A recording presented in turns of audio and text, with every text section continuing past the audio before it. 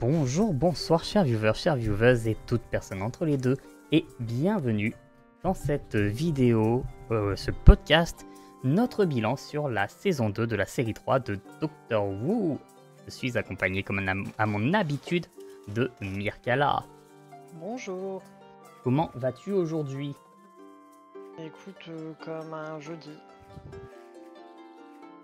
C'est un bon jour le jeudi. Nous avons juste 3 semaines de retard. Oui, bon...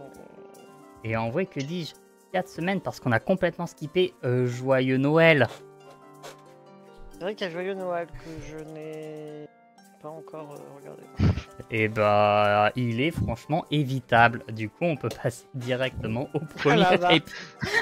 Voilà, une première analyse. Voilà, celle-ci était faite rapidement. On voit Bethléem à la fin et on apprend que le personnage, c'est Je dis pas.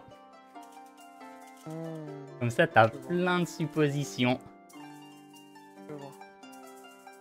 Donc, premier épisode, la révolution des robots. Épisode qui nous introduit le personnage de Belinda. Merci. Oh, le cerveau, il a fait une pause. L'épisode en lui-même, il est un peu osef, j'ai trouvé. Je te rejoins là-dessus. Je trouve qu'il a un rythme très particulier. Après, il y a un point, quelques points même sur lesquels je trouve qu'il arrive à être intéressant, mais j'arriverai pas à parler de cet épisode sans être dans le spoil. De même. Donc en gros, synopsis de l'épisode, Belinda Chandra se fait... Le personnage de Belinda Chandra, interprété par... j'ai oublié son prénom. Je sais que son nom de famille, c'est Setou. Et je viens de zapper son prénom, alors je l'avais en tête. Oui. Mais j'ai envie de l'appeler Belinda Setou, alors je sais que c'est pas ça. Non, Varada Varada Setou. Je suis en train de checker. Varada. C'était pas loin. Donc, qui se retrouve enlevé par une race de robots, par des robots, qui l'emmènent sur une planète, la planète Belinda Chandra, tout simplement en fait, pour la faire se marier avec le chef de cette planète, la Grande Intelligence. Jusque-là, je crois qu'on est bon. C'est ça, juste la précision à faire globalement, c'est que cette grande intelligence est une espèce particulière, dirais-je. On y viendra après quand on décryptera le méchant. Je précise juste pour que les gens, et même ceux qui n'ont pas encore vu, aient une petite idée du fait que voilà, ce n'est pas une personne humanoïde comme on le conçoit. C'est une intelligence artificielle, voilà, ça on peut l'acter, c'est IA. C'est indiqué comme IA. AI plutôt. Alors oui, non mais je francise. Ah. Un peu comme Lalanne, je francise Lalanne. Mon dieu, quelle horreur. Donc, on apprend que Belinda doit se marier et les habitants de cette planète sont opprimés par les robots. Et il y a une spécificité, c'est qu'ils peuvent communiquer entre eux en utilisant un mot sur 9, puisque tous les 9e mots, les robots n'entendent pas. C'est ça. C'est compliqué, j'imagine. Je voulais essayer de faire une intro en comptant les mots, et j'ai lâché l'affaire au bout de un essai. Voilà. J'avoue que déjà, moi, alors c'est pas du spoil, donc ça va, mais j'ai trouvé ça justement bien foutu que... Même quand tu comptes toi-même les mots dans les phrases qui sont dites, tu te rends compte que du coup il doit avoir eu un travail de composition des dialogues qui a dû être bien conséquent. Et ça marche aussi bien en VO qu'en VF. Tout à fait. Et ça c'est beau, c'est du beau travail d'adaptation. Et de traduction. Du coup... Révolution, attaque armée, plein de rebelles qui se font tuer sous les yeux du docteur et il s'en bat royalement. Les steaks, ce détail m'a surpris. Il s'en va les couilles. Je suis pas d'accord. On a Il un y a une personne parmi tous qui l'émeut un peu plus quand même. Voilà, le personnage de Sacha, que nous on ne connaît pas. Sacha 55 même. Sacha 55, elle a un numéro effectivement. C'est plus pratique que d'avoir des noms de famille après tout. Donc à part cette personnage dont on nous parlera un peu plus tard, viteuf, que je n'ai pas trouvé intéressant, soyons honnêtes. Elle est un petit peu aux F tiers. Le truc c'est qu'on la voit pas assez, du coup on ne peut pas s'intéresser à elle. Elle fait 5 minutes. Elle fait 5 pauvres minutes. Et même après, quand t'as un petit récapitulatif par le docteur du pourquoi, du comment, tu peux comprendre en fait dans la diégèse que le docteur soit un peu marqué, mais j'avoue qu'en tant que téléspectateur, on s'en fout. C'est tout à fait ça. D'autant plus que le docteur est ému 5 minutes, mais il l'a quand même laissé mener son attaque sans aider, sans rien du tout. Il a été hyper passif. Oui. C'est assez étonnant. D'ailleurs, il y a un truc qui était déjà présent dans la saison précédente, mais que je pense on n'a pas noté, c'est que ce docteur-là se montre parfois très inhumain. Ouais. Ouais, maintenant que tu le dis, oui. Et l'intérêt du personnage de Belinda, c'est elle met le doigt dessus. Et des trucs qui nous semblaient allant de soi connaissant le docteur, comme par exemple, à un moment, il lui fait un prélèvement d'ADN qu'il analyse dans son consentement. C'est le docteur, nous on a l'habitude, on laisse passer. Mais le personnage de Belinda dit « Mais ce que tu fais, c'est pas bien, tu ne peux pas faire des choses sans mon consentement. » Et là, on se dit « Mais c'est vrai que le docteur, il a une façon d'agir qui est un peu particulière. » Après, je sais pas si je peux vraiment me permettre d'entrer dans les détails parce que voilà, version spoil, version non spoil quoi, mais il y aurait beaucoup à dire en vrai. Je pense qu'on peut spoiler allègrement. Les personnes qui regarderont cette vidéo ont globalement vu Doctor Who, j'imagine. D'autant qu'on a un peu de retard, donc voilà, mais... Non, moi j'ai trouvé ça intéressant justement aussi de voir qu'au moment où... Alors, je crois pas me tromper, mais en gros, vers la fin de l'épisode, on reviendra sur le reste, hein, mais sur la fin de l'épisode, il y a effectivement ce moment dont tu parles, mais il y a aussi le fait que pour une fois, on n'a pas quelqu'un qui est juste émerveillé par le docteur, qui rentre dans son siège sans se poser de questions. Et j'ai trouvé que c'était cool aussi ça. Effectivement, le personnage de Belinda est hyper intéressant pour son rapport au docteur qui n'est pas celui habituel. On n'est pas sur la personne qui juste s'émerveille de ce nouveau monde et qui part parce que après on a eu ça aussi bien dans la saison 2 que... Enfin saison 2, plutôt pas saison 2 mais dans la deuxième série. Et on a eu beaucoup de persos qui souvent quand ils suivaient le docteur c'était des gens qui voulaient échapper à des choses du quotidien, sous une forme ou une autre. Effectivement. Rose qui avait besoin de voir entre guillemets du monde et qui voulait sortir de sa petite vie monotone. Le personnage d'Amy qui, pareil, c'est un peu la même chose. On est sur quelqu'un qui a vécu avec ce mythe, ce fantasme entre guillemets du docteur, donc c'était évident. Pareil d'ailleurs pour Clara, qui de la première version, je me souviens, enfin la version qui accompagne, pareil, a une vie un peu rangée, mais un peu tristoune, pas très intéressante.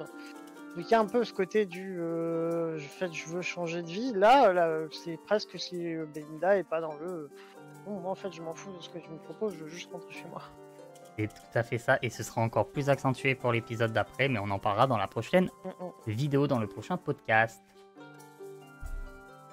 Donc, par ordre chronologique, pour en revenir, les rebelles se font tuer. Le docteur est ému 5 minutes. On apprend que Belinda est une infirmière et une talentueuse infirmière qui a une capacité d'adaptabilité qui est quand même assez grande.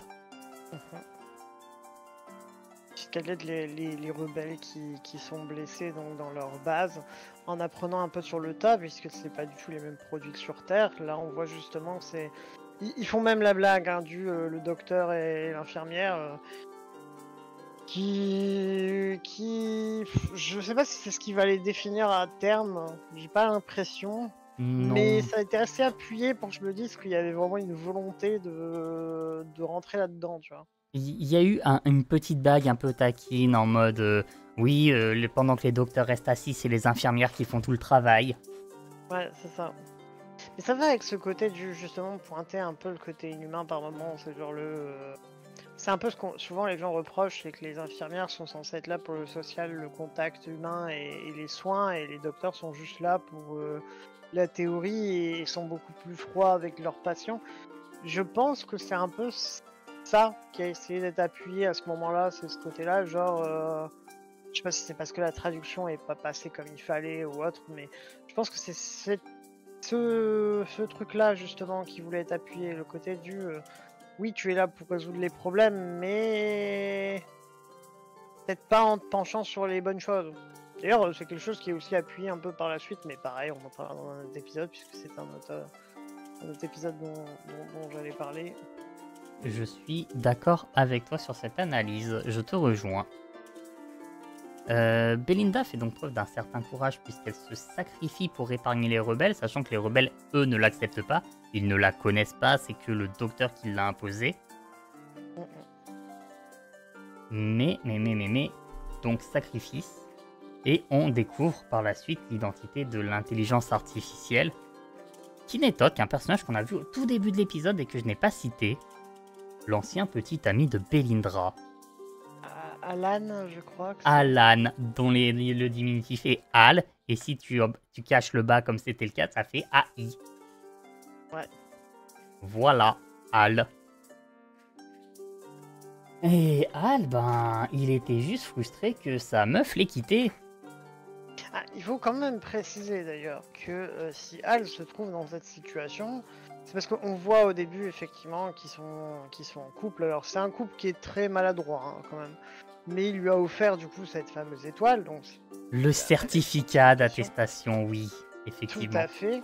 Mais surtout, s'il se retrouve sur cette planète et compagnie, c'est un petit peu parce que il y a un genre de décalage temporel, si je me souviens bien. C'est ça. Où justement, bah, comme Belinda en a parlé, ils sont allés le chercher, mais du coup, ça arrivait dans le passé. Enfin, ce décalage fait que, au final, on peut aussi considérer que si Al est est dans cette situation, c'est aussi un peu à cause de Belinda. C'est ça. Belinda dit mais c'est pas moi qui ai acheté cette étoile, c'est Alan. Les robots sont retournés dans le passé et ont récupéré Alan. Alan y a vu là l'opportunité d'être un tyran.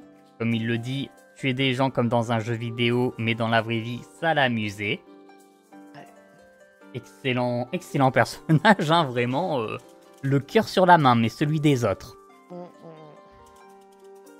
Et on apprend aussi que le motif de rupture entre Belinda, wow, le prénom est compliqué, et Alan, et le fait qu'Alan était peut-être un homme un peu trop... toxique. Voilà, c'est le mot. Tu ne dois pas t'habiller de telle façon, tu ne dois pas parler de telle façon, tu ne dois pas faire ceci, tu ne dois pas faire cela.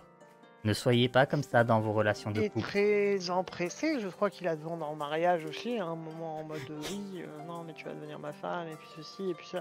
Très... le terme gentil, ça serait surprotecteur, le mauvais terme, ça serait genre possessif. Je pense qu'on peut clairement dire possessif. Ouais, on est plus sur possessif, mais voilà, enfin... Alors, je pense qu'on peut clairement le dire. Alan est un peu un incel. Oui. Ou un incel, si vous préférez. Ah, alors, j'ai bien aimé le fait que justement... Enfin, c'est peut-être d'ailleurs le point le plus positif de l'épisode, parce qu'on l'a dit nous-mêmes, hein, il est quand même un petit peu osef, il a un rythme un peu en dents de scie, il y a des moments qui sont... très cool, l'intro est pas mal, on n'en a pas parlé longuement, mais effectivement au début le docteur du coup essaie de récupérer Belinda sur Terre, mais elle se fait d'abord kidnapper par les robots. Cette passage-là est cool parce qu'il y a un bon montage, il y a un bon rythme, la découverte de la planète est sympa, et son fonctionnement aussi, mais il y a un genre de ventre mou de l'épisode où c'est pas qu'il est vide, mais factuellement, on a un peu l'impression que genre c'est juste un tunnel pour connecter les deux événements, le début et la fin. Ce que j'ai un peu moins aimé du coup à ce moment-là avec cette description-là, c'est pas tant que j'ai un problème avec la caractérisation en tant que incel de l'antagoniste. Je trouvais d'ailleurs que c'était bien justement de parler de relations toxiques et tout. C'est qu'elle est faite de manière cliché. C'est ce qui m'a un peu plus gêné, on va dire. Parce que, en fait, là, le souci que j'ai eu avec cette catégorisation-là, c'est que on dirait la catégorisation qu'on faisait des gens qui jouent aux jeux vidéo dans les années 90-2000. C'est D'ailleurs, vrai. c'est assez appuyé hein, qui joue aux jeux vidéo et que du coup il tue comme dans les jeux vidéo quand il arrive sur Terre. Et en mode, mais c'est comme dans les jeux vidéo, t'es en train de dire je peux tuer qui et faire ce que je veux. Le mec il se croit dans GTA quoi. C'est ça. Ce qui m'a un peu gêné là-dedans, c'est que le côté genre il est giga maladroit, en mode, il peut t'embrasser. Vraiment, on dirait le cliché, on dirait le film Cyprien fait par Elise Moon limite. J'ai trouvé que c'est. Alors, le fait de rentrer sur les relations toxiques, c'était cool, mais de vouloir en faire un antagoniste qui déjà se définit par le fait d'être pas à l'aise socialement et compagnie, ça en crée plutôt des clichés qui sont pas forcément bénéfiques. C'est Je, le seul truc que j'aurais à reprocher là-dessus. je suis d'accord, c'est une sacrée maladresse sur ce point de vue-là.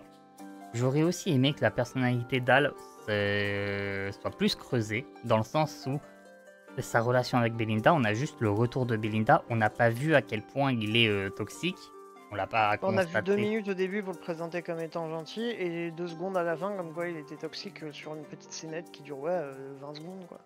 Donc j'ai un sentiment de trop peu avec Al.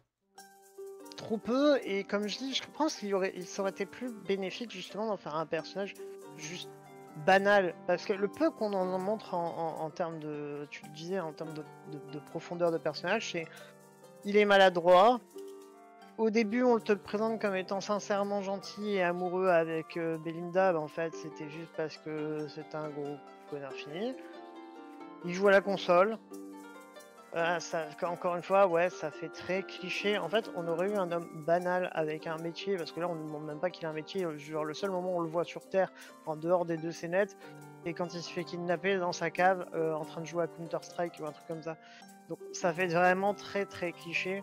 Ça aurait été peut-être mieux d'en faire quelqu'un de banal, parce que là, ça te donne vraiment le mec reclus, exclu, un peu comme genre, oui, il y a des gens dérangés, mais ils sont déjà exclus de la société, ce qui n'est pas le cas. Beaucoup de relations sont toxiques, les gens sont tout à fait, je vais utiliser le terme banal, mais banal en surface, ils ont un travail, ils sont sympas, ils sont ceci, ils sont cela.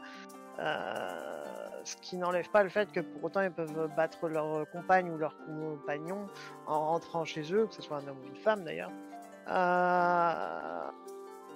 Battre ou être dans la violence psychologique, comme là c'est plus de la violence psychologique, hein, disons-le. Effectivement. Et je trouvais justement, du coup, c'est pour ça que je dis c'est trop maladroit. Je suis d'accord avec toi qu'il y a trop peu. Parce que là, tout ce qu'on nous en montre, c'est vraiment de l'ébauche de lignes d'un cliché. Pour te dire à quel point c'est gros, tu vois. Non mais on est tout à fait d'accord là-dessus, ça manquait de quelque chose quoi. Et le peu qu'ils ont montré, ça allait pas dans le bon sens de ce qu'il aurait fallu C'est mettre ça. en avant. J'ai beaucoup apprécié sa fin, il s'est littéralement fait avorter. C'est ça. Donc voilà, quand vous voyez l'expression sur internet, toi ta mère aurait dû avorter. Souvent, En général, là, la blague, c'est là plus drôle. C'est que souvent, c'est un mot qui commence en have aussi. Mais c'est littéralement ce qui se passe avec le petit robot nettoyeur. ta maman elle aurait dû have finalement. Oui. Pour le coup, c'était drôle parce que c'est ce qui se passe avec le petit robot, le robot nettoyeur. Je trouve ça très drôle. Effectivement. Et non, la fin de l'épisode était très drôle, c'est pour ça que je retiens l'épisode. Après, est-ce que c'est un épisode que j'apprécierais revoir plusieurs fois? Non. Soyons honnêtes, non. Pas moi. Ça ferait partie. Alors, Doctor Who a des épisodes géniaux, hein. Mais je pense que, aussi fan qu'on soit, on est quand même tous d'avis qu'il y a des épisodes où on regarde et on a ouais bon une fois de temps en temps quoi. Vraiment le genre d'épisode que tu re-regardes mais des années après parce que tu t'en souviens pas ou parce que tu fais une rétrospective, mais où tu prends pas plus de plaisir, genre tu parcours l'épisode plus que tu l'apprécies. C'est ça. C'est ce genre d'épisode là. J'avoue moi-même m'avoir plusieurs fois décroché pendant son premier visionnage parce que comme je dis il y a un ventre mou où ouais, bof, ça développe rien, ça va nulle part, et on attend juste que la scène de fin arrive. D'ailleurs, scène de fin, je rebondis, mais parlons-en. Le 25 mai 2025, eh bien c'est bientôt pour nous, la Terre est détruite. détruite. Il reste Ils essayent quand même de nous faire penser... Enfin, en tant que spectateur, nous on est plus ou moins conscient qu'il y a eu un truc extraordinairement dévastateur. Mais du point de vue des protagonistes, eux sont dans le flou. Ils savent pas trop où se positionner, même s'ils ont une petite idée que ça pourrait être pas ouf. Eux ne le savent pas. Nous le savons. C'est une ironie dramatique. C'est intéressant d'utiliser l'ironie dramatique dans Doctor Who. Ça n'a pas été fait dans mes souvenirs depuis jamais. Alors non, si, enfin... ouais, après, est-ce qu'on peut parler d'ironie dramatique? J'allais dire, il y a tout le passage avec le fait que... comment elle s'appelle? Amy voit... c'est la dame avec le cache-œil, là. Ah oui, nous on sait les autres personnages. Un nom, mais factuellement, oui, du coup, on sait déjà qu'il y a un problème et que globalement, alors que aucun autre protagoniste, ça a l'air d'être au courant, et même Amy a pas l'air de savoir vraiment de quoi il retourne, alors que nous on a déjà compris que ouais, il y a un bail, tu vois. Effectivement, non, oui, est-ce qu'on peut parler d'ironie dramatique? Je sais pas. C'est pas appuyé autant que pour ce fil rouge là. Je suis d'accord. Ça m'a fait rire parce que ça parlait de consentement de Belinda qui ne veut pas suivre le docteur dans un premier temps. Et le docteur qui littéralement fait le coup de la panne avec son TARDIS. Oui. Sauf que pour le coup, il a vraiment une panne. D'ailleurs, ça fait aussi un peu une construction en miroir, parce que d'un autre côté, tu as effectivement du coup le docteur qui a, entre guillemets, comment expliquer ça, mais annulé l'existence de l'Incel, mais qui au fond a aussi des comportements très problématiques. Oui. Qui du coup, en termes de moralité, n'est pas forcément meilleur ou moins bon. Bah, il n'est pas aussi blanc qu'il le souhaiterait. C'est un peu comme si, j'aime pas cette expression, un peu à la Twitter, mais le côté genre vraiment genre venir avec sa cape blanche là. Il y a ce côté-là, alors que pour autant t'es peut-être pas forcément très clean. Bah il y a un peu ce côté-là. Même si le docteur c'est dans un autre domaine, c'est pas du tout la même chose. Mais c'était intéressant aussi, entre guillemets, d'opposer les deux dans le même épisode. Oui, non, ça donne un point de vue très très intéressant sur le docteur. Ça apporte une nouvelle lecture au personnage qui n'est pas déplaisante. Eh bien, écoute, je pense que c'est un épisode dont on n'aura pas grand-chose de plus à dire. Sûrement moins que les suivants. Un truc qui était cool dans cet épisode, extrêmement cool, même deux. Déjà, la planète, elle ressemble énormément à Coruscant. Oui. Et ça, oui, maintenant que tu dis oui. Et ça, c'est bien. Moi, j'aime bien quand des trucs ressemblent à Coruscant. Pour ceux qui l'ont pas, c'est la planète capitale dans Star Wars. La capitale de la République, évidemment. Et sinon, quand il y a eu la fissure temporelle, quand les deux certificats, celui qu'a en sa possession Belinda et celui de l'intelligence, celui de Hal, se touchent, l'effet visuel pour la fissure temporelle est incroyablement stylé. Oui. On n'en a pas parlé aussi, mais il y a le retour de la dame de la saison d'avant. Madame Flood, qui est la voisine de Belinda, en plus d'être la voisine de Ruby. Quelle étonnante situation tout de même. C'est marrant parce qu'elle est la voisine de deux personnes en même temps. Elle fait très fort cette Madame Flood. Ah, le capitalisme et la multipropriété. Voilà, Madame Flood est de droite. Super. En même temps, est-ce qu'on est surpris? Pas tant que ça. Elle casse encore le quatrième mur allègrement. Oui. Et c'est pas fini, ça va continuer ainsi dans les prochains épisodes, mais on en parlera dans les prochains épisodes. Sur ce, je pense que je peux vous donner rendez-vous pour le prochain podcast. Je l'espère. Bon, finalement, on va s'embrouiller. Alors nous, normalement, on enregistrera la suite, mais là, en 2 minutes, on va s'embrouiller, il n'y aura pas de suite. Ouais. D'ailleurs, je vais justement couper le micro pour lancer l'embrouille. On se retrouve une prochaine fois. Salutations.